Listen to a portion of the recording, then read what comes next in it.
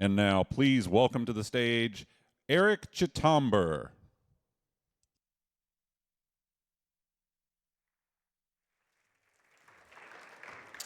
Good morning, everyone. We'll now start our morning session. Masahito Hayashi will give the first talk, and we're about to hear some of the most exciting results of this year.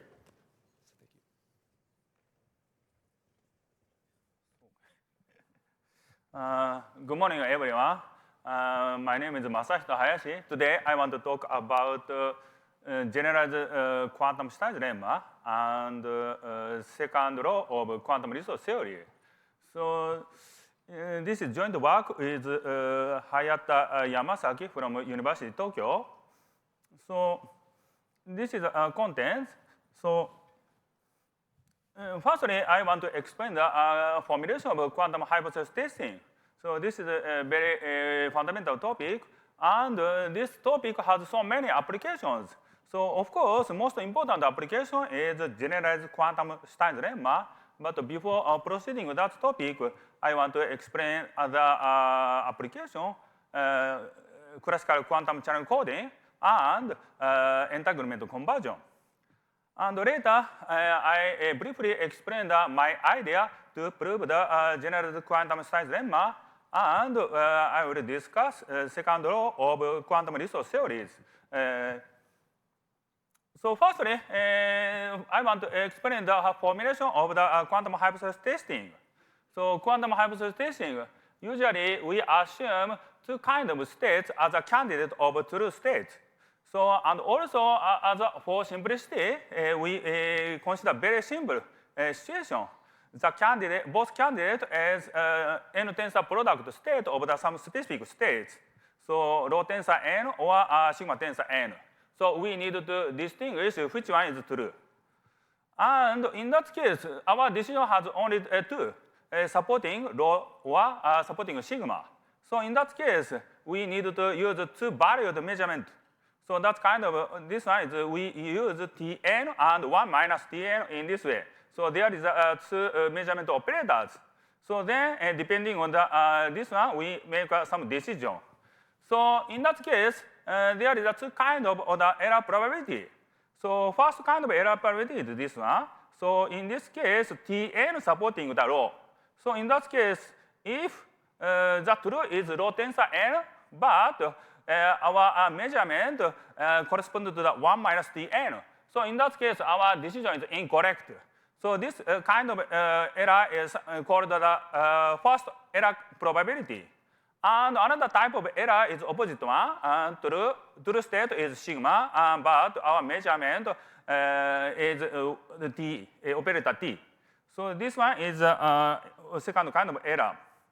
So in that case, what kind of the optimum decision? So, and also in the hypothesis testing, usually we have some equal evaluation for the errors, but sometimes we use the biased setting. So in that case, we our error of the first error and the second error, the importance is completely different. So anyway, you can define this kind of operators.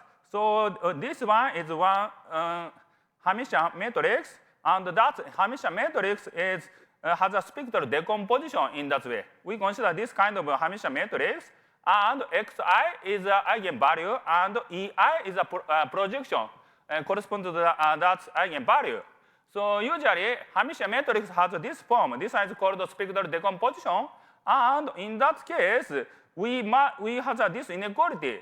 So this inequality means that this is a kind of set, and this one is the summation of the this projection corresponding to the positive eigenvalue. So by using this notation, we consider this projective operator projections. So using this projection, now we focus on this Hermitian matrix, rho minus exponential a sigma. We consider this Hermitian matrix, and we consider its spectral decomposition. Then we can define projective operators. Projection. This projection and this is another projection. So in that case, this one support operator rho because we only focus on the, some positive this one is larger than this one. So this means that our guess is most likely for rho, but in that case, the weight is different. So then we have a weighted constant exponential for A.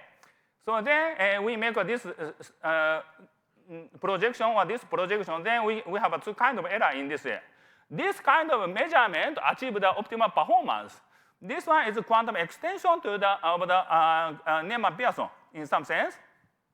And also we have an opposite part, converse part. So there is no existence of some test to exceed this bound. So how to evaluate this one? So for any test, we have this weighted sum of the two kind of error in this way. This one is always greater than this value. So this one gives us some lower bound. So using this quantity, say we obtain some good result, this one. So now we are considering this problem. So we have our test, this is T, and this is first kind of error, and this one is second kind of errors. So in that case, we have some constant constraint for the first kind of error, and we want to minimize the second kind of error. So that kind of minimum second kind of error is written by this beta epsilon. So epsilon corresponds to the constant constraint. So now in the hypothetical testing case, sometimes people consider it n-tensor product case. Of course, this is not equal evaluation, but this kind of biased evaluation is very important in the quantum information theory. Not only quantum, also in classical information theory. Also, this kind of hypothetical testing is quite essential. For example, channel coding and data compression and entanglement conversion. So many kind of mathematical problems can be related to this kind of very fundamental topic. So in that case, this means that if epsilon is constant, this is fixed. So in that case, this probability is going to 0 exponentially. So this is quite unequal evaluation, but under this constant constraint, that exponential decreasing rate is very important. Sometimes this kind of exponential decreasing rate becomes some conversion rate or information transmission rate. So this is quite a tricky situation, but I want to emphasize that problem is quite important, and that solution is equal to this one. So this one is obtained here in the page, 1991. This is very old result, and also Oga and Nagaoka showed a supplemental result. So combining their two results, we can show that this exponential rate equal to this relative entropy. So quantum relative entropy is quite an important quantity in the quantum information theory. So that one is quite important. So this one, in this problem, this one is constant, does not depend on epsilon. So, but why people does not depend on epsilon? So because we focus on only this order, leading order. We consider minus log this quantity is linear for n. But if you focus on the second order, next order, that kind of coefficient depends on epsilon. This one is a more complicated problem, but nowadays, in this talk, we only focus on the first order coefficient, and that first order is bounded by relative entropy, and this inequality comes from some information processing inequality about the relative entropy defining in this. This one proved by Oga and Nagaoka. So this kind of inequality opposite side. So there exists some good testing to achieve this inequality. This is quite important. So that's proof obtained by essentially here and the page. This is first, but I want to explain how to prove this one. This technique is very important to consider more difficult setting.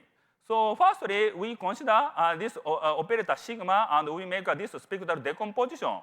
So in that case, the dimension is exponentially large, but there is so many kind of some degeneracy. So the number of eigenvalue is not so many. Number of eigenvalue is only increased polynomial. The dimension is exponentially large, but the number of eigenvalue is polynomial. So this is quite important. So anyway, using this projection corresponding to each eigenvalue, we make this mapping. This mapping is called pinching. This pinching is very important. Because after application of pinching, even though rho and sigma is non-commutative, but after application of pinching, these two operators become the commutative. So this is very, very important property. So because in the quantum information theory, there are so many kind of non-commutative operators. So then we have so many trouble. But to avoid that difficulty, we need to realize some commutative situation. Once we obtain the commutative situation, everything is a classical problem. So then we can discuss some classical topic. Of course, that kind of classical topic is not IID situation, but even though the non-IID case, still problem is very classical. So then we can relatively easily discuss that problem. So once we have this inequality, this kind of pinching, we have this inequality. So original state is this one, but so after application of the pinching, this one is larger than by considering this coefficient. So this is only polynomial. So then this is very important. Taking the logarithm, we have this inequality, and you take some expectation, then we have this one. So this means that the difference between the original relative entropy and that's modified relative entropy, the difference is only L, log L. But this is polynomial, but you take log, so then this one behave only log n order. So this additional term is almost negligible. So then you can consider hypothesis testing between this guy and this guy. This is the classical problem. So finally, using this discussion, we can show this inequality. Then we can obtain the achievability of the this relative entropy bound. This is a rough idea of QIP method. But in order to discuss more difficult problem, we need to consider more generalized problem. So what is problem? So now we have a Hilbert space, and we have some set of some states, sometimes separable states, but sometimes this is very generic states, not separable. But anyway, you need to consider some set of the states, and we consider hypothesis testing problem in this way. So we have this constant constraint, but for the second argument, we need to consider worst case of the second error probability. So then we need to consider maximization of this quantity, minimization of this maximum case. So we want to discuss this problem. To discuss this one, sometimes we consider this minimum relative entropy in this way. This one is something like closest relative entropy in the sense of this free set. And we need to consider n-tensor product. In that case, we take this regularization. We consider this regularization, then we can define this one. Then using the similar compass discussion, we can show this inequality. This kind of hypothesis testing is more important in many variable topics. So then today's topic is the opposite one. So we also can prove the opposite inequality. This is truly very difficult. This is sometimes an open problem for long ever. So, but I want to emphasize this kind of hypothesis testing is quite important in various topics in the quantum information theory. So before proceeding with that proof, I want to explain what topic related to this hypothesis testing. Firstly, we want to consider completely different topic. We have some channel. So we have one single input, and this is output of quantum state. This kind of channel is called a CQ channel. So if you have a quantum optical fiber, and if you fix some input quantum states or input modulation, so then output side we obtain some quantum states. This kind of mapping is described by this way. But of course, in order to considering a channel coding, you need to consider n times of repetition of this channel. So this one is only one time use, but usually you need to consider n times use. So n1, n2, nz, then you obtain the rho x1 tensor, rho x2, and rho x3. So we have that kind of n tensor product state. So in that case, we have some coding problem. In the coding problem, so if we have n use of the channel, we have a size of message to be transmitted. This one is mn. And also, we have some code. Code means that depending on the I, we have some input symbol. We choose some input symbol in this. This is the encoding map. And we have some decoding operation. This is P of n. So then you can consider this correct decoding probability in this way. But now we want to consider error probability. So then we take the average about each transmission message. So we have this average error probability in this way. So in that problem, of course, if you reduce the number of transmission information, you can reduce the average error. For example, if you only transmit only one element, so in that case, you can correctly decode with 100%. But if M is very large, so that decoding probability is not so large. Maybe sometimes increase. So we want to make a trade-off between the two quantities in this way. So now we consider something like the non-asymptotic formulas. So this is my order result, but this kind of error probability is bounded by using this kind of hypothesis testing formula. So firstly, we have P, and we have CQ states in this way, and also S state in this way. S state is this one. So we need to consider some average of this one. So this one is correlated states, but this one is independent states. So we need to consider this kind of hypothesis testing between the R and S for the composite system, CQ system, and this kind of error kind of probability in this way, we consider weighted sum. And this one, we need this coefficient, this one, and C is some coefficient. Anyway, using this kind of hypothesis testing, you can evaluate the average error probability by using the very suitable code. Of course, in that case, this is the only theoretical result. It is quite difficult to really implement this kind of decoding because calculation complexity for the decoding process ignored in this discussion. So in that case, we need to consider more computational discussion to discuss the more practical setting. But anyway, if you don't care about the computation complexity, you can achieve this bound. So then we have another part, impossible part. Impossible part is slightly complicated. But anyway, you can define the state R in this way and state sigma in this way. This is the independent case and correlated case. Then we can consider this hypothesis testing.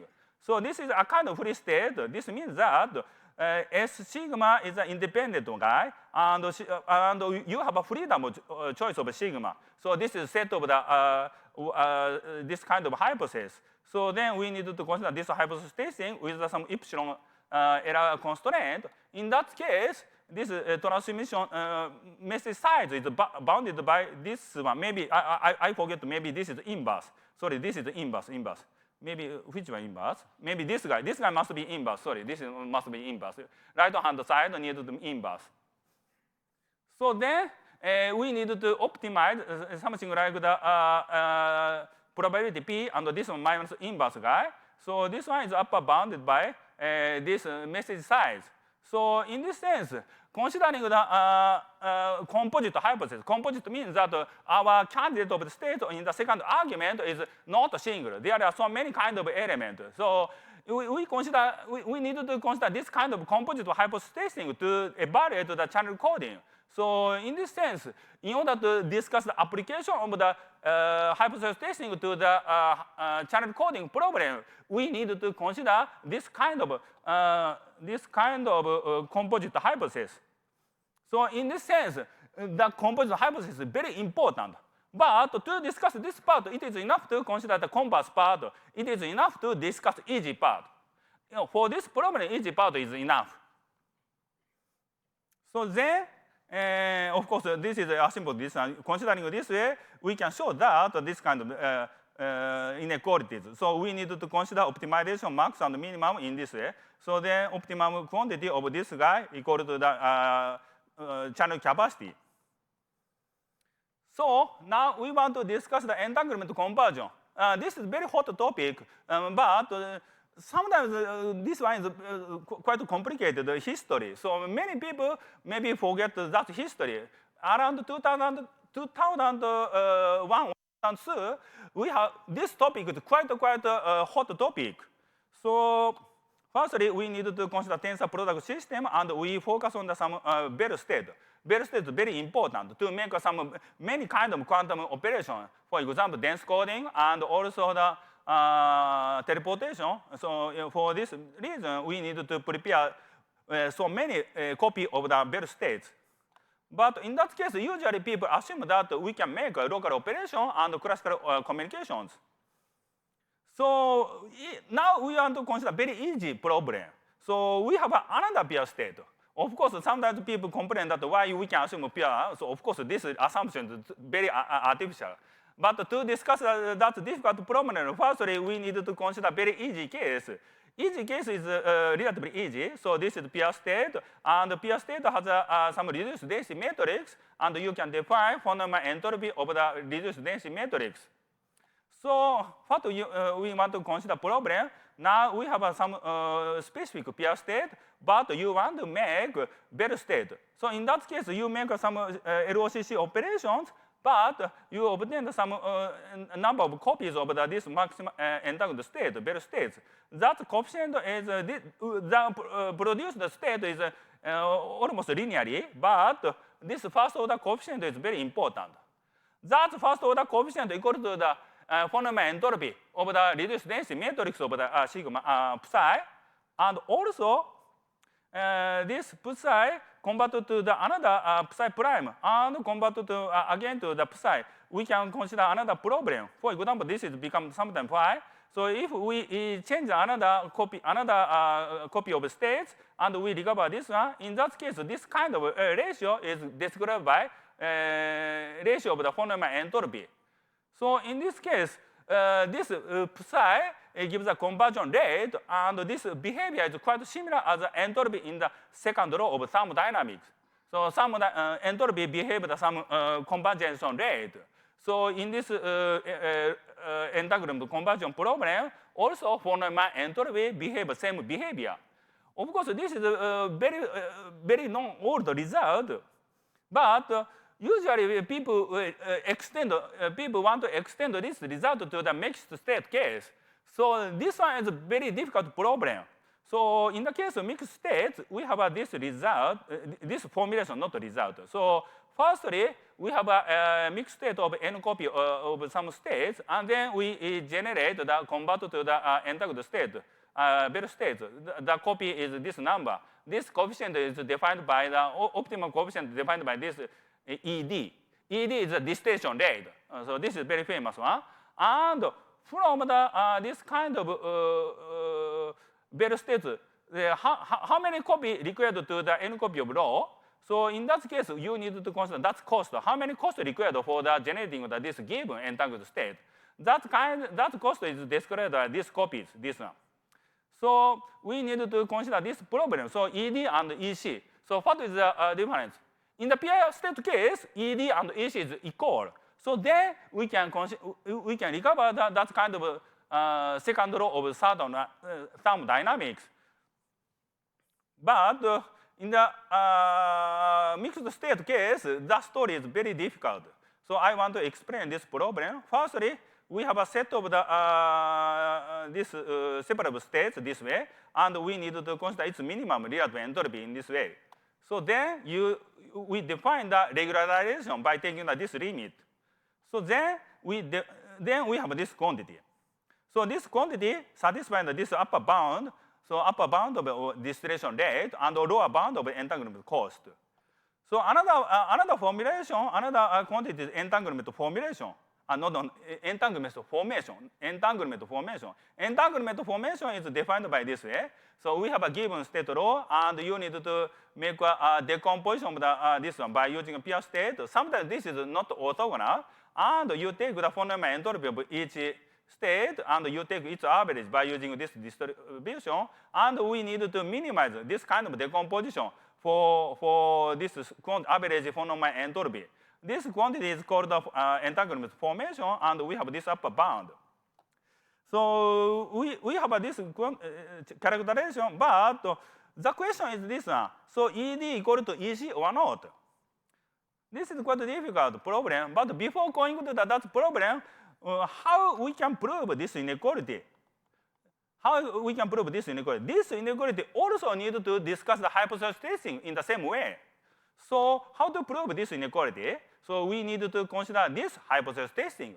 This pi guy is a row tensor n, and this guy is a set of several states. So in that case, we can show this inequality very easily. So how can I prove this one? So we choose some optimal conversion operation. This is quantum operation based on the LOCC operation. So this gamma low tensile convert to this one. And this one means that this guy, after that this one equal to this one. So this means that this torus, this guy and this guy is same pure state. This means that its torus must be equal to 0, equal to 1. But this quantity can be equal to this one. So gamma converted to the right-hand side. So then we have this one. So we have some operation, this one. But this one can be considered a kind of measurement operator. So this is quite an important idea. This is a kind of a measurement operator. And also we need to consider this quantity. So this guy is maximum endogenous states, and this is separable states. So this one is still separable state because LOCC operation gives the set of separable states. So in that case, for any separable state, we have this inequality in this way. So this is slightly difficult problem, but we can easily prove this inequality, and this gamma converted to right hand. So then we have this one. So now we found that this one is a part of the testing operator. We have a testing operator, this guy, and this is correct decision case, and this guy is an incorrect decision case for the second error probability. So now we found that this kind of testing satisfies the second error probability for this exponential decreasing rate. So this means that we have this inequality. No, this inequality. So this means that this inequality means that this inequality, and we already discussed performance of the hypothesis testing in this way. Then we have this inequality. By combining this way, we have these inequalities. So how many minutes? So we want to consider 30, 25. Okay.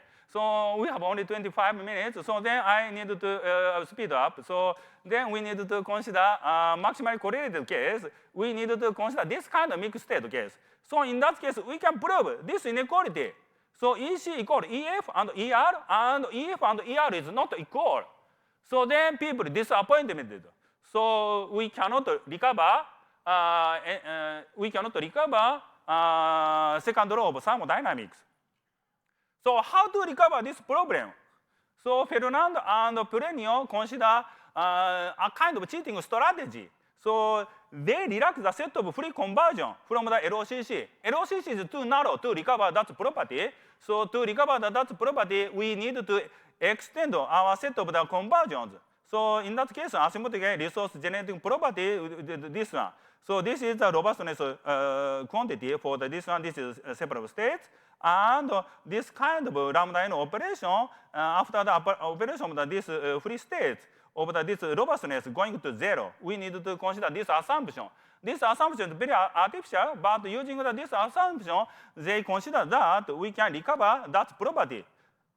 But in order to prove that using this, they consider that this kind of conversion rate in this way, and this is regularized this one, and they claim these equations. But to prove that this equation, there is some problem, because they assume this equation. This one is called Generalized Stein's lemma, but unfortunately, their original proof find some gap in the recently. So then many people want to recover this problem. So I want to state that that's problem. This is quite general. This one is some free states. There is a convex and closed, and also tensor product closed, and permutation and partial trace and full rank included. So then we expect this one. This is original conjecture. So then what we prove? So we prove that conjecture, but we do not use these two conditions. So closeness about permutation and also partial trace condition is not used. We only assume that these other conditions, then we can prove this one. Also independently, Rami proved that this one, but they assume all same assumptions. So this one has so many kind of examples. For example, we can consider free of set of this is separable states, and also sometimes we can consider that set is positive partially transpose states. So we can consider this kind of example. And sometimes we can consider convex hull of the set of stabilizer states. Sometimes in that case, this example is very important to consider magic states. So to prove that this result, sometimes we need to consider this kind of relationship. So we want to consider this hypothesis testing problem, but we can separate this way. So it is enough to consider this kind of hypothesis testing for each state of the F. But in order to prove this one, we need a very strong assumption. F needs to be convex. This is a very strong assumption. But once we assume that this condition, we can use this Minimax theorem. So using the Minimax theorem, you can prove that this equation. And we can show that this inequality compass part, this kind of the hypothesis testing rate is upper bounded by this guy by using the considering this one, not this one. It is better to consider this guy. This is much easier. So considering this problem, we have this inequality in this way. So this is strong compass part. But the most difficult part is this part. This is quite difficult. So we consider this hypothesis testing by considering this hypothesis, and later we take the maximization of this second kind of error, and we need to consider this limit. In that case, sometimes this rate depends on epsilon. Then we define this one as 1 epsilon, and we choose optimal closest guy, sigma n, in the sense of relative entropy. We choose this one, and also we define R2 this one. Of course, R2 is greater than R1 epsilon. This is come from the compass part. But if these two guys equal, we already proved the result. So then this means that if we find some contradiction by assuming this inequality, this strict inequality, if this guy is strictly larger than this one, then we have some contradiction. Then this means that R2 equal to R1 epsilon. We want to show this one. So how to prove this one? So in this method, we find that there exists sequence some states of the free states such that we have this inequality. If we prove that this inequality, this one is automatically equal to R2 because R2 is truly a minimum case. Yes, this is truly minimum case, and this is some special case. This is slightly larger than this guy. But this inequality means that this one is smaller than R2, already this one. So this means that this is this strictly inequality and this one. So R2 is strictly smaller than R2. So this is incorrect. So then we can obtain this equality. So most important part is proving that this inequality. So how to prove this one? So in the hypothesis testing, we have two kinds of states, but the most important idea is the first argument and the second argument behaved completely different problem. Because our interest is completely different. In the case of first argument, we only consider constant constraint, but for the second argument, we consider exponential decreasing rate. Due to that reason, we need to consider completely different treatment on these two cases. So firstly, we fix the sum m, and we already choose the sigma n, and we consider that kind of state. And also we choose some optimum state depending on n, and we have this guy. And we take some full rank free state, this one, and we need to take its average this one. Average guy behavior very important because it is the worst case appeared in the average case. Because we only considering the exponential rate. In the exponential rate, the worst case is most important. If you consider only constant case, average is very important. But if we consider this kind of average one, so in that case, worst exponent among these three guys is very important. So anyway, it is enough to prove that this inequality in this sense. So now we consider its pinching. So its pinching is smaller than, if this application of the pinching is behaves linear, smaller than linear order, in that case, this is negligible. So this means that this guy and this guy is almost same. So then it is enough to consider, instead of this guy, it is enough to consider this guy. This is almost same as this guy. But sometimes this is not IID. This sigma prime is not IID. So sometimes this assumption does not hold. This condition does not hold. To recover that problem, we need to make some discretization problem of that operator. This is slightly complicated. This is original operator sigma prime, but we need to discretization of this one. So by using this complicated process, the number of eigenvalue is only n squared, only polynomial. So then if the number of eigenvalue is polynomial, the problem is not so difficult because this guy is only behave this one. So then the problem is very easy. So in that case, it is enough to consider only the hypothesis testing between this guy and this guy. So we need to consider this average of this relative entropy. This is very important quantity. So how to calculate this relative entropy? Now we change the pinching for this guy. So we need to discuss this relative entropy. But relative entropy is expectation of this random variable. Now this is commutative. This is classical problem. But in this classical setting, this relative entropy equal to the expectation of this random variable. This one can be considered classical problem. This means that this one can be considered as random variable under this distribution. So this guy equal to the expectation of this random variable under this distribution. So then, in order to discuss this average, in order to calculate the expectation, we discuss a distribution function of the developed random variable. So we need to consider distribution function. This is very classical idea, very classical. So you don't need to consider some not so quantum case. You don't need to quantum topic. So then we employ the relation between the hypothesis testing and the behavior of this random variable. So how to discuss this way? So firstly, we remember that we have several properties. This kind of epsilon hypothesis testing is upper bound by this one. This is from the definition. And we consider arbitrarily small epsilon 1. This one is upper bounded by this guy. So this is come from the usual strong compass part of the hypothesis testing. So we have two inequality, but this means that we have a behavior of the random variable, this random variable, log this guy minus log this guy. We want to consider this one, but that kind of random variable behavior can be characterized by this. So firstly, we need to consider this kind of projection. This is projection, this is the classical guy, and this is the classical guy. So then you can define this projection very easily in the classical sense. So this is some kind of set. So then we need to calculate this probability. But that probability is described by this kind of hypothesis testing. This is essentially the same. This is somehow classical hypothesis testing problem. So then we have these properties. So using this property, essentially we have this kind of function of the cumulative distribution function of this random variable in this way. So, but this is slightly complicated. But once you take this limit version, this is very easy. So one part is this guy, and the epsilon part is this one.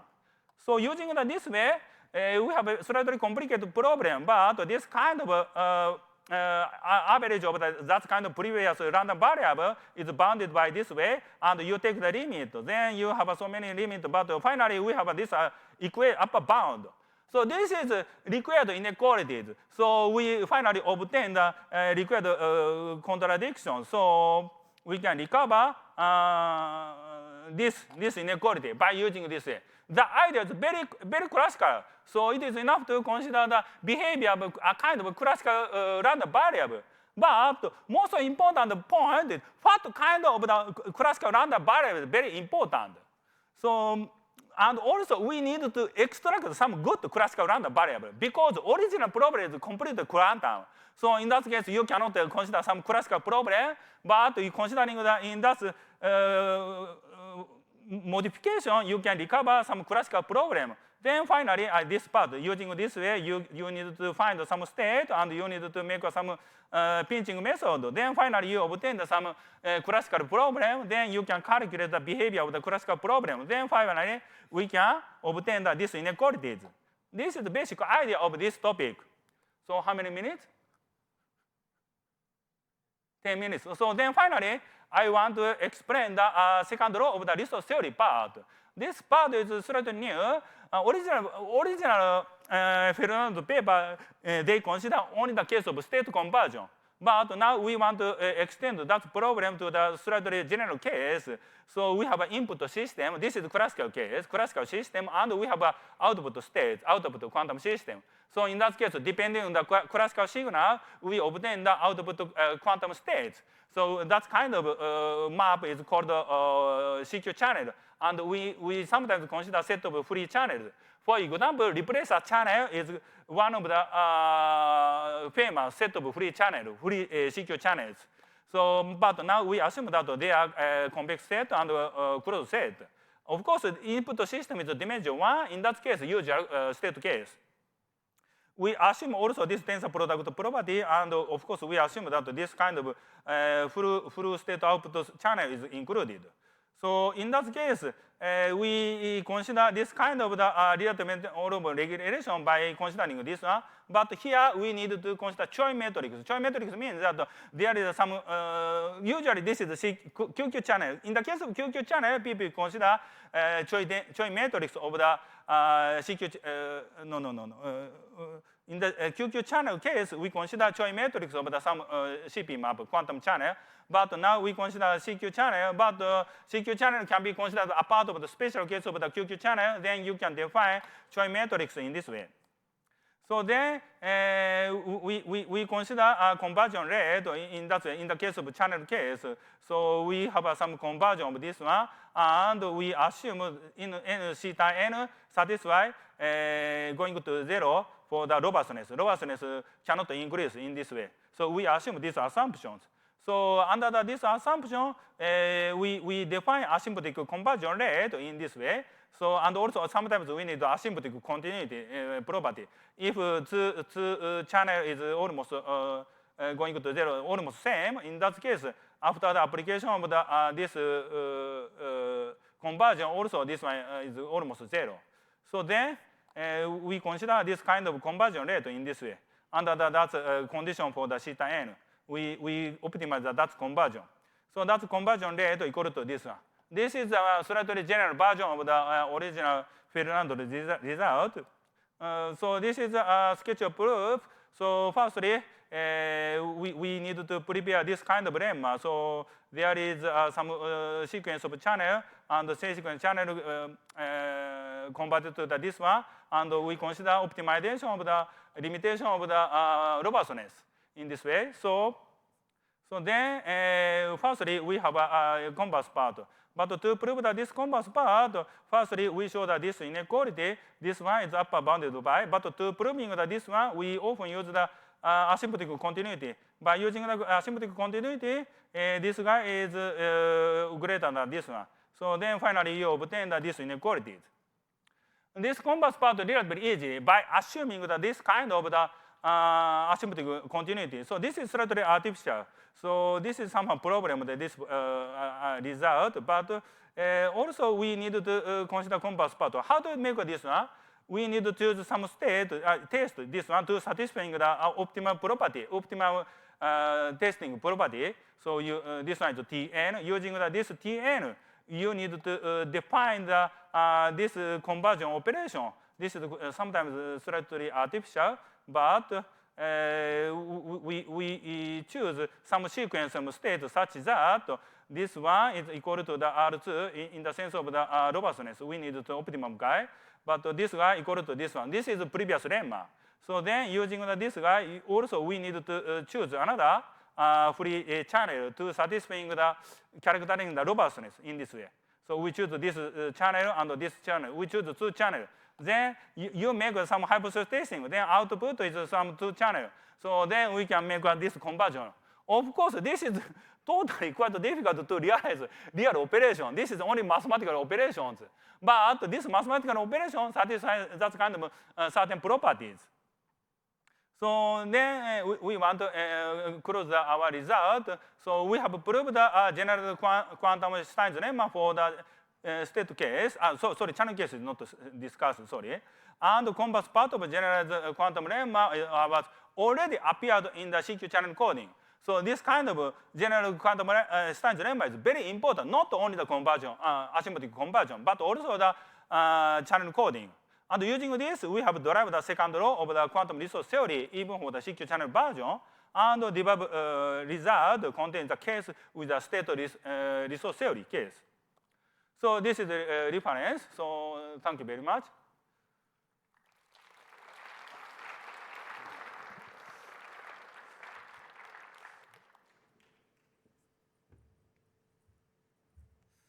Okay, so we have time for questions.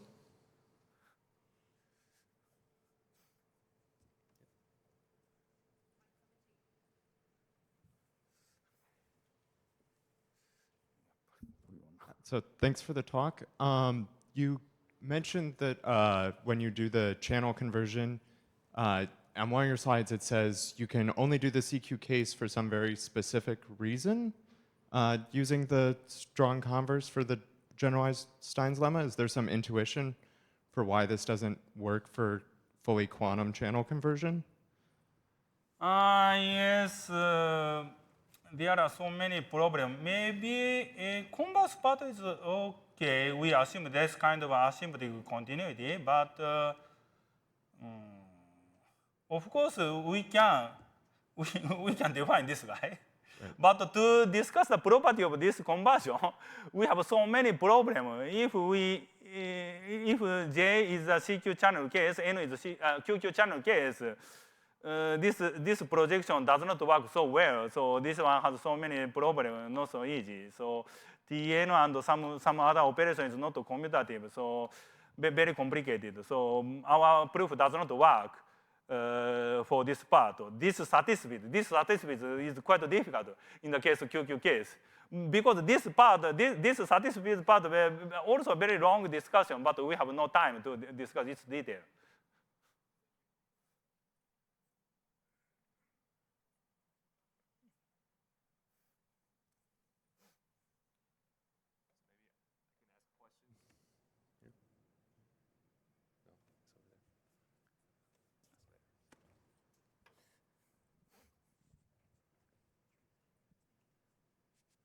Okay, thanks for this wonderful talk.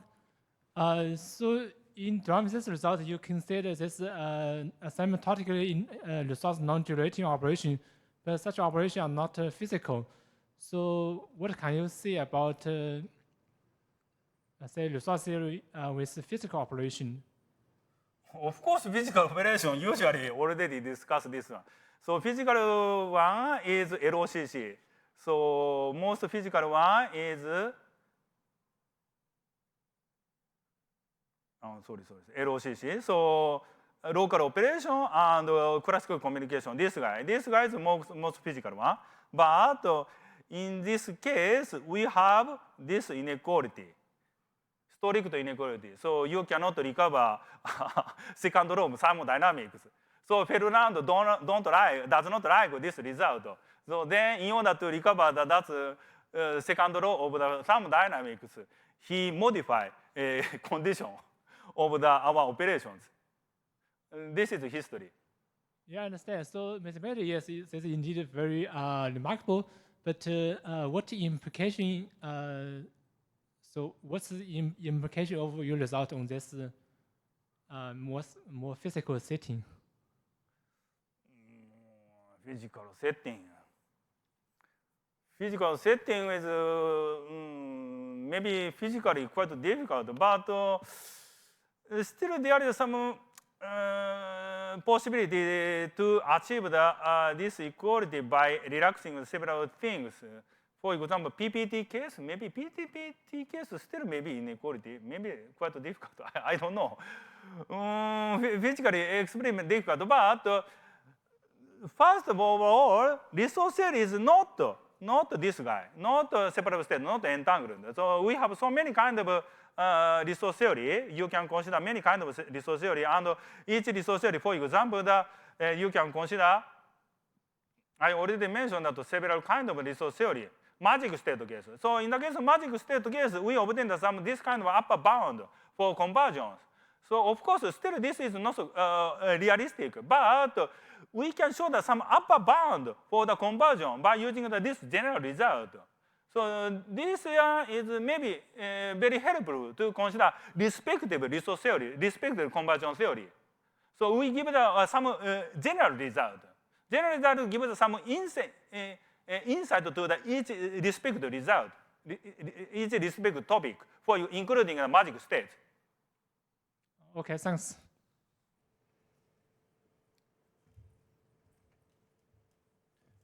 So maybe I can ask a question. When you introduced this discretized pinching Yes? technique, can you give some intuition on how you actually construct that? Construct, but construct is only this guy. So because we take that's Gaussian notation, so we make some integer, and this means that each step is something like 1 over n square. So each step is 1 over square. So we have some upper maximum eigenvalue and minimum eigenvalue. Then we divide it by that range between the n square element. So then the number of eigenvalue become n square. So this is only a polynomial. But theoretically, we have exponential eigenvalues. So that case is very bad. So, but we make that discretization. So then the number of the eigenvalue is only polynomial. So of course, we make this kind of discretization. The state is slightly different from original one. But this kind of error is only upper bound. This one, Cn. This is only the only polynomial, 1 over polynomial. So this kind of error is negligible. So this is a kind of trade-off, because if you decrease the number of eigenvalues, we have so many errors, sometimes errors. But if that error is quite small, then this is okay. So we need to consider trade-off between the error and the number of eigenvalues. But that kind of trade-off problem can be resolved by using this n square, or sometimes n is okay. So anyway, it is enough to consider polynomial number of eigenvalues. So then we can replace this problem by this one. So the difference of sigma prime to sigma 2 prime, double prime is quite small, very negligible. So then it is enough to consider this guy. So this is very strong method for the quantum information theory. I already discussed this idea many years ago, but only recently many people focus on this one. So.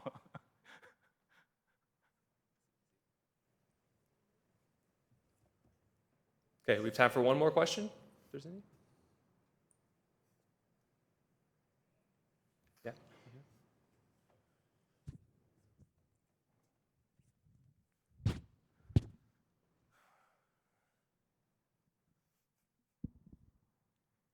Thank you for the talk. Could you give us some examples of quantum resource theories that satisfy your axioms on free states, but also admit second laws in terms of resource non-generating operations?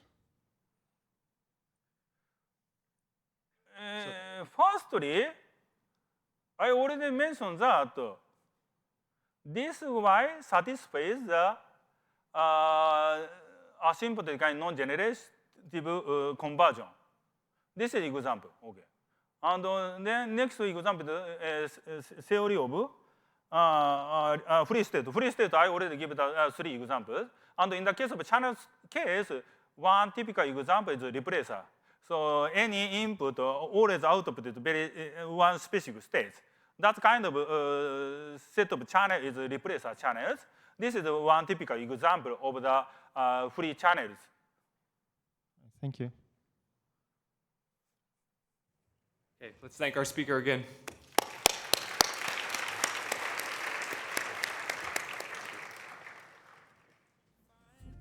I see something in you, and I can tell that you do too. But everyone's talking now.